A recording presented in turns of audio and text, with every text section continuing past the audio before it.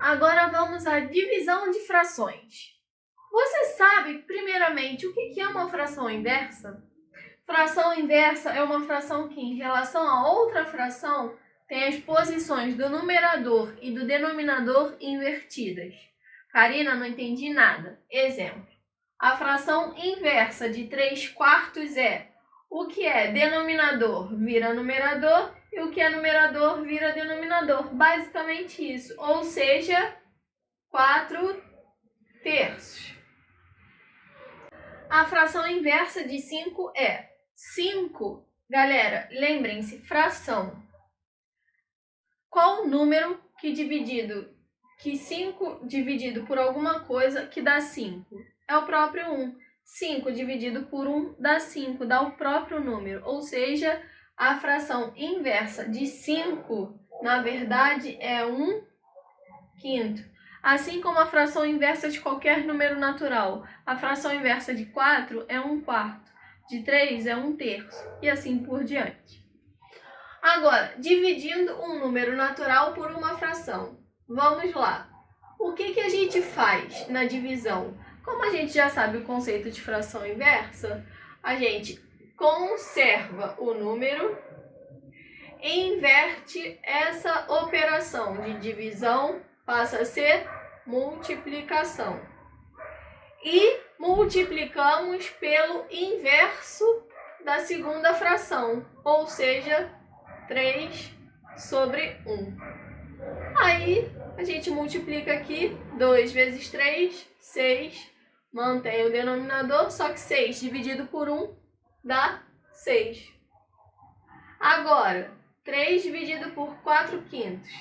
Repito, a primeira, inverto a operação e inverto a fração. 5/4.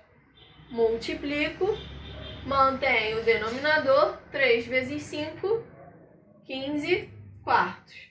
Ou seja, na divisão de um número natural por uma fração, a gente conserva o número natural e multiplica pelo inverso da fração. Dividindo uma fração por um número natural. É o mesmo processo, só que inverteram-se os sinais. Inverteram-se os papéis, na verdade. O que a gente faz? A gente vai conservar a fração 2/3, invertemos a operação e invertemos o número, ou seja, 1/6. Aí passa a ser multiplicação de fração. 2 vezes 1, 2. 3 vezes 6, 18.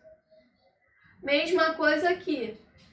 Conserva a fração, inverte a operação, inverte o número, ou seja, 1/3. Efetua a multiplicação. 4 vezes 1, 4. 5 vezes 3, 15. Foi exatamente o que eu escrevi aqui. Para dividirmos uma fração por um número natural, a gente conserva a fração e multiplica pelo inverso do número natural. Bom, divisão de uma fração por outra fração. Olha só, o que a gente pode fazer? A gente vai conservar a primeira fração, inverter a operação de divisão, que é a multiplicação, e aí inverte a segunda fração. Pronto, virou uma multiplicação. Agora a gente consegue efetuar a operação. 4 vezes 8, 32. 3 vezes 5, 15. 32 quinzeavos. A mesma coisa acontece com essa divisão. Conserva a primeira fração, inverte essa operação, inverte essa segunda fração. Efetuamos as operações. 3 vezes 3, 9. 5 vezes 4, 20. 9 veinteavos. Ou seja, divisão de uma fração por outra fração é conservar a primeira fração e multiplicar pelo inverso da segunda. Tem uma musiquinha, ó. Mantenho a primeira, inverto o sinal, inverto a segunda e dou o total. Tem até uma musiquinha para vocês melhorarem.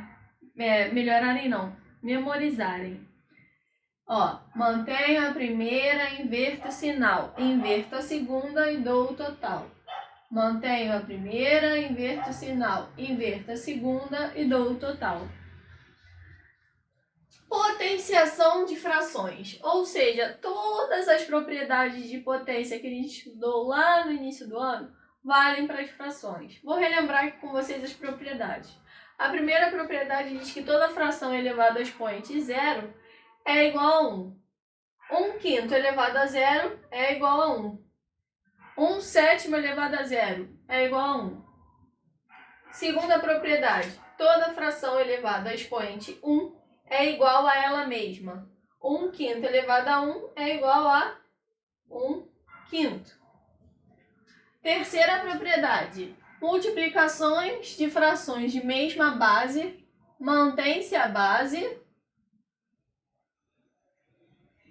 E o que faz com os expoentes? Somam-se os expoentes. 2 mais 3, 5. Quarta propriedade, divisões de frações de mesma base, mantém-se a base